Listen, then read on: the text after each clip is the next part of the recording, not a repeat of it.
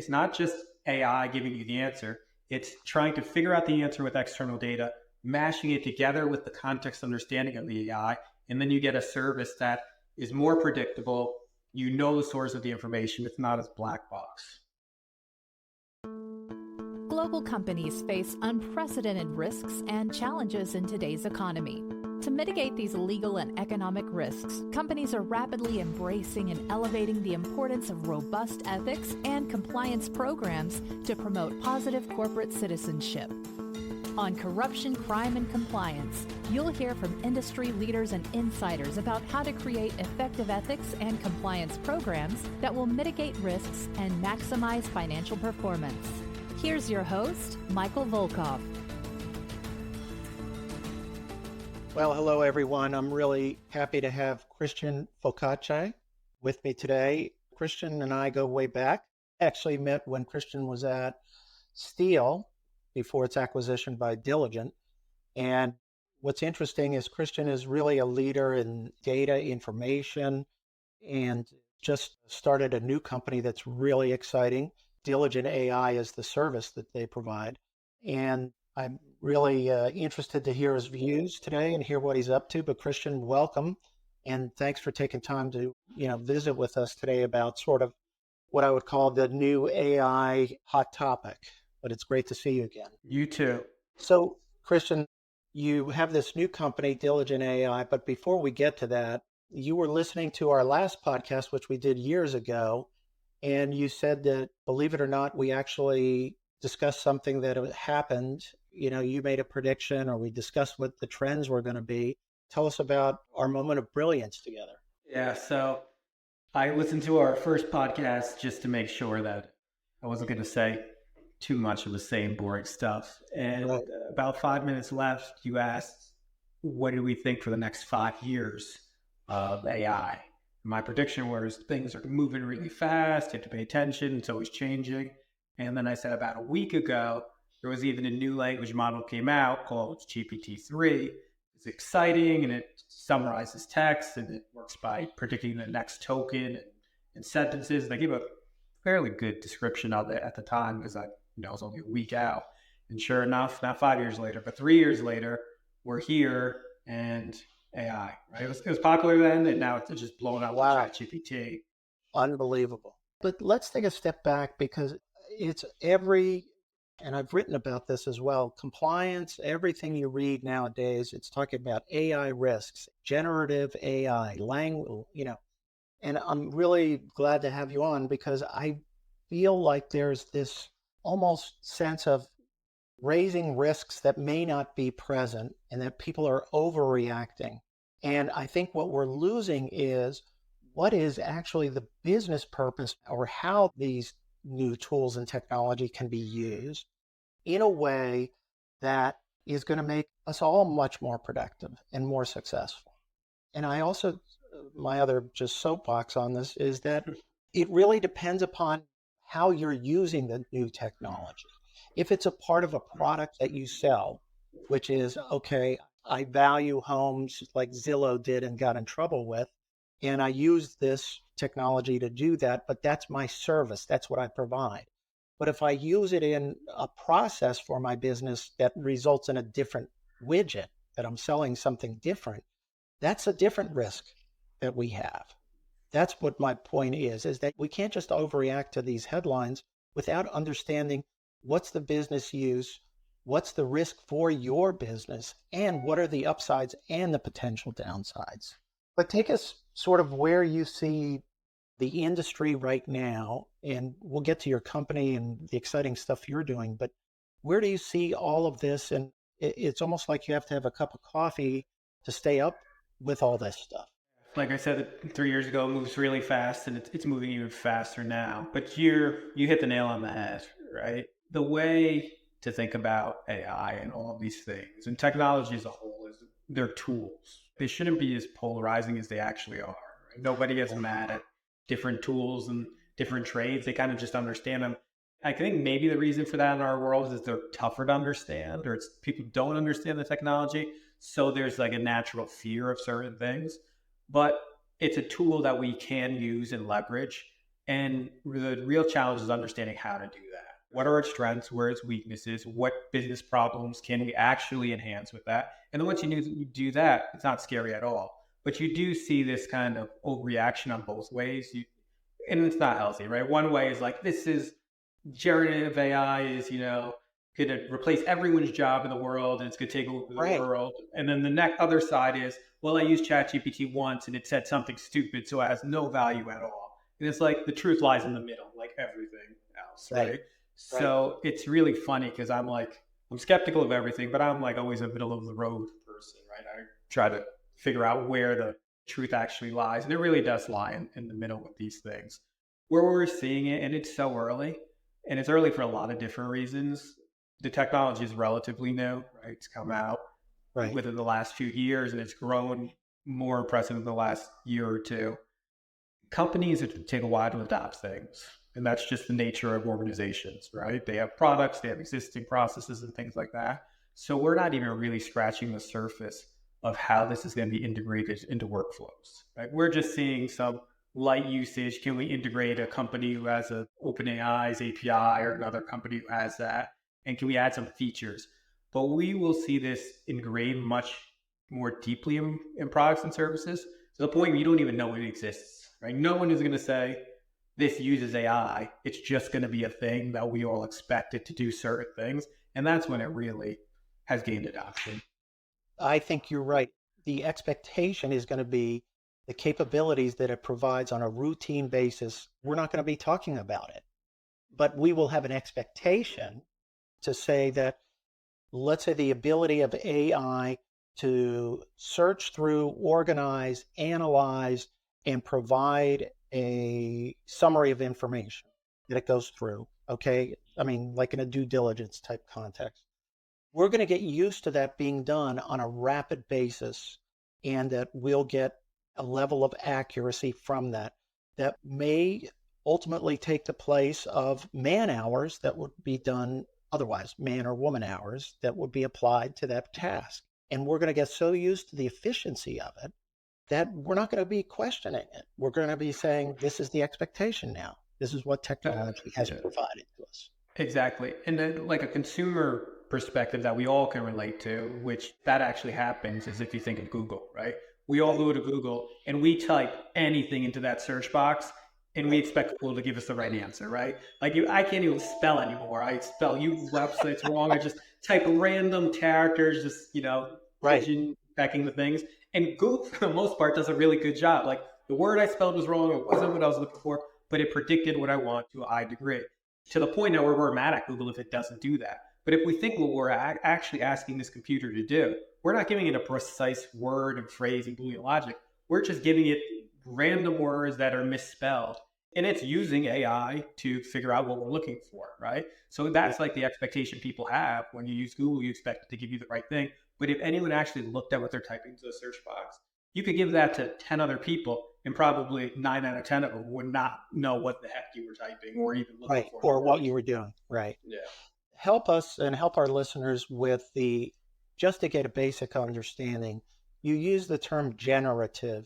There's language based, and there's some of the terminology that's going around it. Can you just give us a brief, AI 101 in terms of generative and what that means, and language based and all of that? Because we see these terms being bandied about, and sometimes I have to go back and research it a little bit more.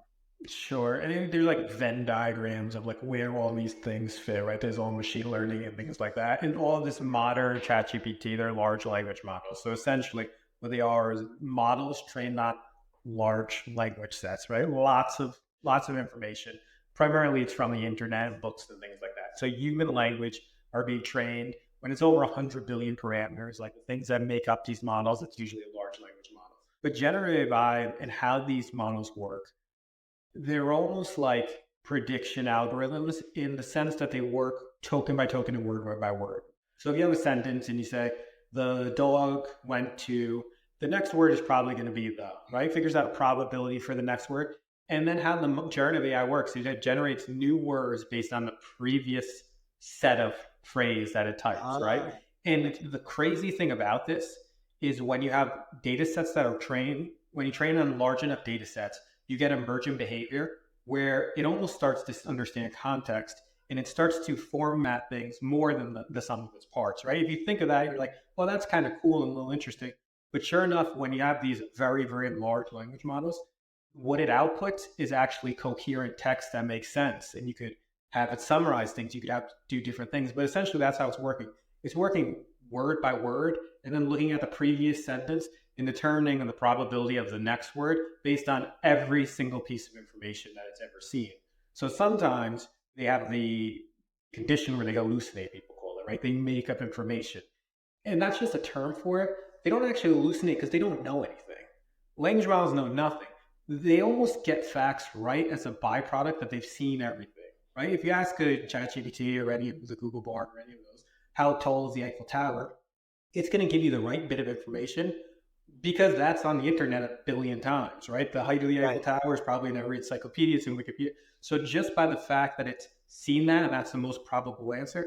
But if it's something it's never seen, it'll give you a completely nonsense answer. There's nothing stopping it from giving you any bit of information that makes probabilistic sense based on what it knows from human language, right? And it's not just English, it's its own different languages it's trained on. So the crazy thing is we can take that then and then combine it with different techniques to make it more reliable, right? So that's cool in itself because you can have it give you ideas and write essays and blog posts and things like that, right? And you don't need to be that factual, and it's pretty good. But what you could actually do is then you could take the AI and then give it context. You could give it data from different structured data sets and unstructured data sets. And then what you're doing is you're not having the generative AI actually give you the answer. You're presenting it possible answers, and then you're having it summarize it or give context. And that's where we're seeing it most useful and have the most power in our world and compliance and different things. And that's called retrieval automated generation, right? RAG. It's a really nerdy, in-depth term, but that's the underlying tech of how things are actually done. It's not just AI giving you the answer. It's trying to figure out the answer with external data, mashing it together with the context understanding of the AI, and then you get a service that is more predictable. You know the source of the information. It's not as black box. So the immediate application, and this sort of goes to what your current activities are and your current business, but when I look at compliance programs and I look at trying to know information about our business and who we interact with and what people are doing and who these people are. And we have due diligence, we have monitoring, we have data analytics, all of this type of things.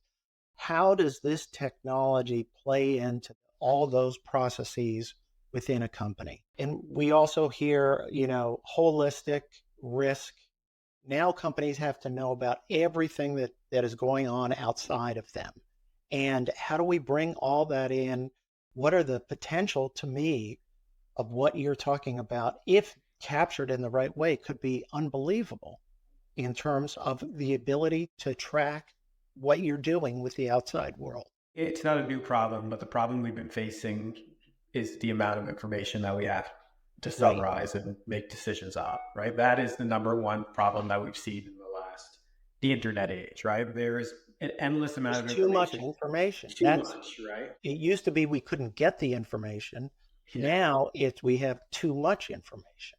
And how do you go through that? Historically, we then solve that problem by having curated sets of information that we only paid attention to. And that was it wasn't a good solution, but it was a solution, right? We can't look at everyone. So we were good data providers. We said, here's this list of these curated high profile people or derogatory news or things like that. Just look at these.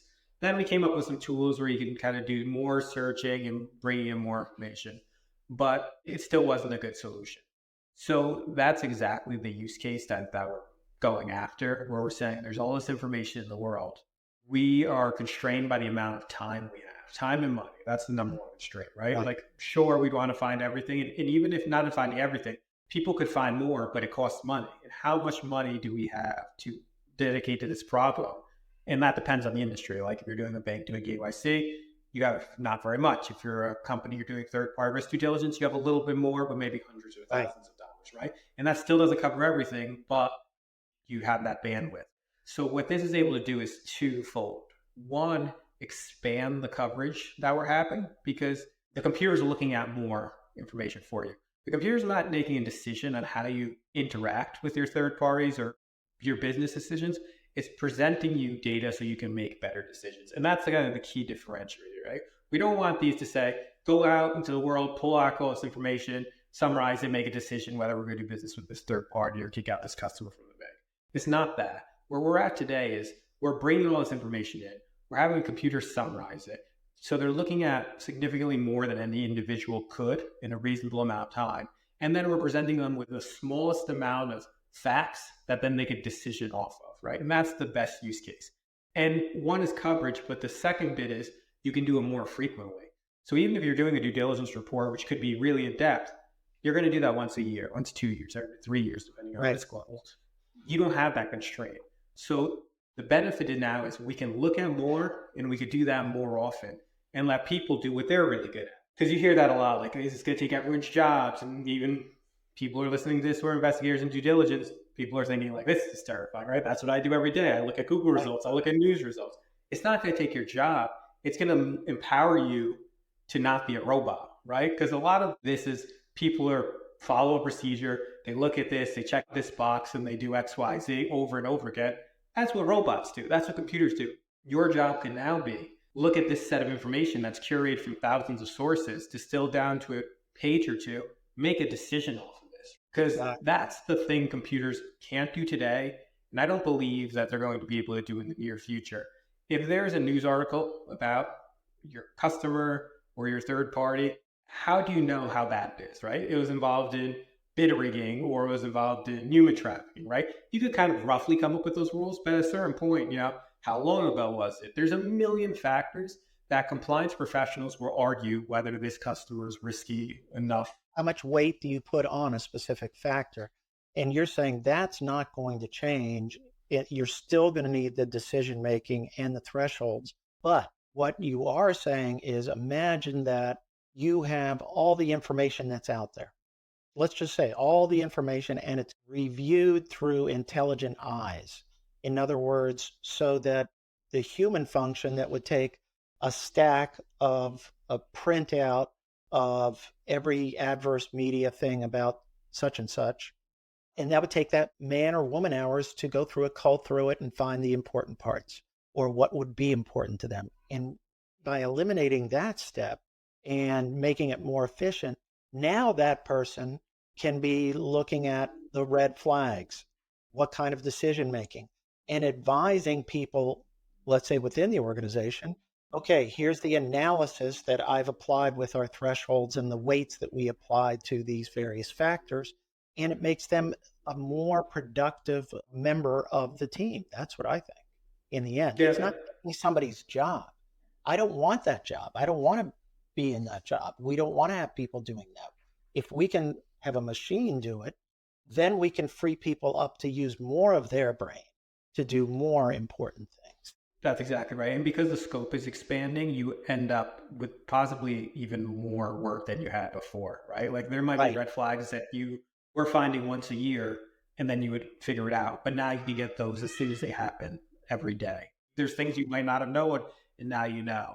And that's what we see. It's like a displacement of responsibilities, but the net amount of work, it expands generally. And that's historically what I've seen with most technology, right? I'm sure there's exceptions, but for the most part, every time there's this really transformative piece of technology, things don't get less, they get more. There's less blacksmiths than there were 100 years ago, right? But I would guarantee the car industry is significantly larger than the horse industry was 100 years ago.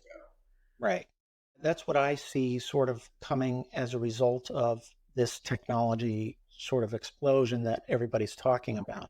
I think it's going to set up people for better decision making with more information. And frankly, there are a lot of decisions that are made at the board level, at senior executive level, at middle management level, and lower management level that can benefit from having more information and more information in a more digestible, efficient way that's presented. So that to me seems like the huge upside. But I have to ask you, tell us a little bit more about what your product is doing, Diligent AI and Threat.Digital, and it's taking off. And that's how we reconnected, was I saw it's taking off. And I was really excited to see you associated with this new venture. So tell us what's going on with that. Yeah, it has been very exciting. The early stages of companies are always kind of the most energizing of working on Right. products and things like that. So now I spent my whole professional career. I started working for large banks, doing investigations and due diligence, and then running my last company, which is a data company, was figuring out ways to identify risk, right? At the end of the day, I want to identify from information that's available risk in third parties, counterparties, customers, if it's financial institutions or things like that. And that's still the focus. We're still using machine learning. The difference now is the large language model transformer architecture that everyone is hot about, right? ChatGPT and all these kinds of things. It's tough to appreciate how much better it is than this old generation of AI machine learning unless you are really involved in the world, right? You see the hype and things like that, but we're able to do things we were never able to do before. And the easiest way to put it is that previously the models had to be so specific to a job that you're going to do, right? If I wanted to have a computer make a decision, it can do this one thing that I trained it to do, right? I can look at a news article and tell me if it's relevant to money laundering or not. And it was okay with that. But that's the only thing it could do. It's very narrowly focused. Now they're much more general, the models, and they have much more capability with understanding context throughout unstructured text. And that's what they're the best at. Their language models, they're focused on human text. So when you see like AI and everything, if it's not really involving unstructured text analysis, you probably are just using AI as like the hype around it. This is where their sweet spot is. So what we're doing in a nutshell is we have large language models trained for specific types of risk categories. And that could be media, political exposure, state-owned enterprises, military and use, ESG, corporate social responsibility issues. So things map to either specific regulations or specific risk areas. And then you can take a company, you can take an individual, you can then enter it into our search tool, either through a programming interface, an API, or the UI. And we go out into the world, we aggregate all this information, and then we distill it down to say, this is the company you searched. These are the red flags that we found. This is cited back to the source we found it, right? So we use AI in it, but there's no black box to know, why didn't the computer pick this or that? It says this person or this company did X, Y, Z. Here's the source of that information and why it's relevant, right? And that's really important for working with AI in a regulated capacity. You can't have it making decisions or do things you don't understand, right? Or unsighted sources. Or because it hallucinates, right? It's a real problem where it will make up links, right? There's even the case not that long ago where the attorney submitted briefs and it was cited URLs that were not real, right? Fake sources. So everything in this is citable to a specific source that's an actual document in the world. And it's real time, right? That's the other problem with language models. If you don't supplement it with external information, language models are static. They're trained to a certain point in time. So the newest ones that on the market are like 2023, but that's still, a year old. So it's real time, you can cite it. The reception has been incredible, and less about the AI bit. It's completely a large language model product, but nobody cares about that because my customers are compliance officers or investigators. Right. They care about the problem it solves.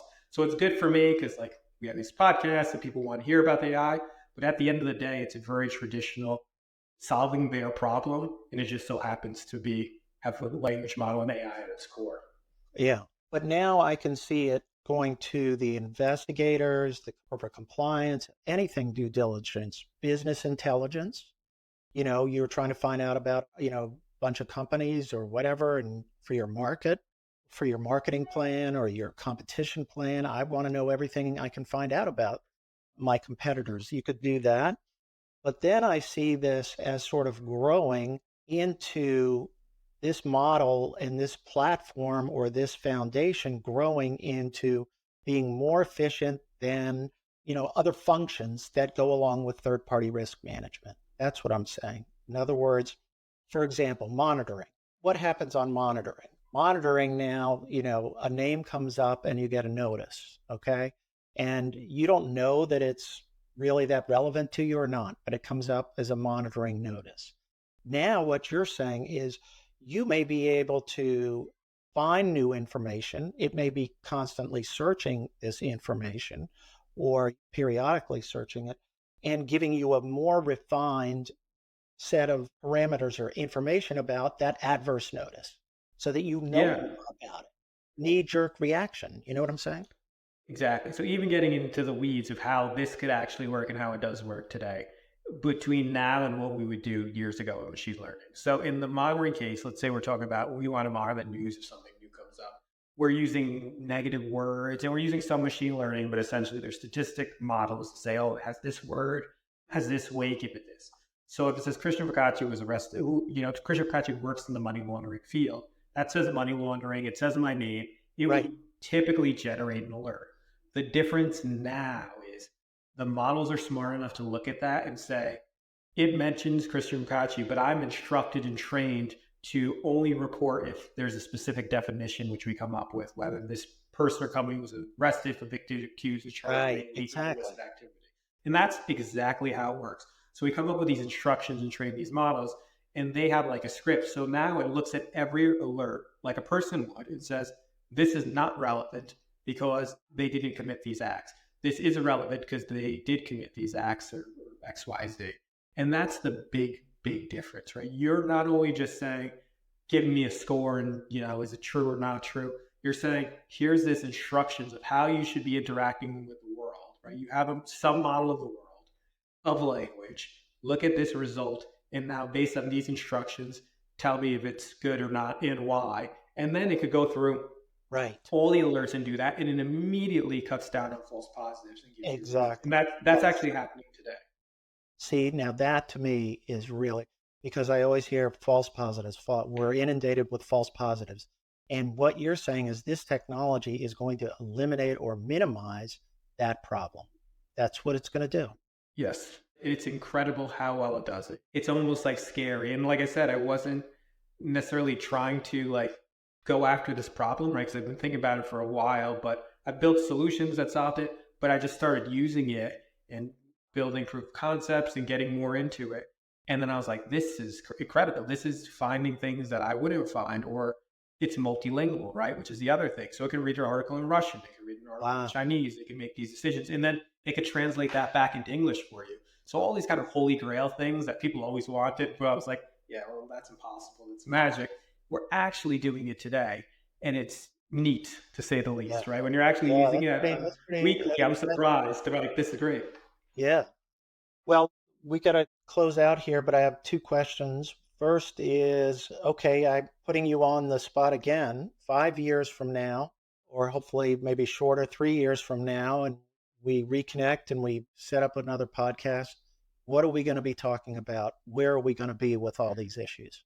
Yeah, I think there's going to be new issues. But on the tech side, two things are happening. One, the context of what we could input into these models is getting larger. So what I mean by that is, well, like I said, we give these models instructions and we call them prompts, right? Or we can fine tune them and say, this is an instruction of how you should interact and what you should output. Those are limited by size today, right? You can only put 4,000 words or 10,000 words, depending on the model, right? But that external set of information is really important for how it operates and so in decisions we can make off of. So one thing we're going to see is these context windows expand significantly. So instead of 4,000 words or 10,000 words, it could be 1 million words, right? So in the future, we could basically stuff everything into them and say, here's an encyclopedia, right? They has encyclopedias, but here's a set of information. Here's all the policies, procedures. Here's the information you need to make decisions off of. Only reference this, and they'll be able to process that. So that's one thing that we're going to see on the technical side. The other thing we're going to see is open source models. So again, kind of nerdy, right? Most of the leading models today are controlled by corporations. Right. OpenAI, Anthropic, Cohere, right? There's a handful of large corporations. But companies are releasing open source models that anyone can run on their own computers, and they're getting increasingly better. So we're going to see a race to commoditization with these models where you're not going to need to rely on a Microsoft or a large company. You're going to be able to run an open source model on your own computer, and they're going to be comparable in quality to the largest companies in the world. That's amazing. That's mind-blowing. Open source on this. And they're getting smaller to the degree where you can run them on devices. So right now, a lot of models, you need to make an external call to a service on the internet, and then it gives you the information back. But they're getting to the point, and they are to a degree, but they're going to get better, where you can run it on your phone. It doesn't need to connect to the internet. You can run on your own computer, and the data never leaves your own computer. So we're going to see that as well. Well, Christian, thank you so much for just a fascinating discussion. So if people want to get in touch with you, DiligenAI is the new sort of product that you guys are offering, but people want to get in touch with you for help in this area, or just even to see the DiligenAI product, which is amazing. How do they get in touch with you? So LinkedIn, well, I said it last time and I'll say it again. There's only one of me. There's one Chris Focacci in the world. So I'm easy to find on LinkedIn. If you could email me directly, it's Chris@Threat.Digital, which is the company name, Threat.Digital. And that's actually our domain name, Threat.Digital. Okay, fantastic. Christian, all the best. I think this is really exciting and really appreciate your time and your insights. Really just terrific. Thanks again. Thanks, Mike. If you enjoyed this episode, the best way to support the show is by subscribing on your favorite listening platform. To learn more and connect with Michael Volkov, go to volkovlaw.com.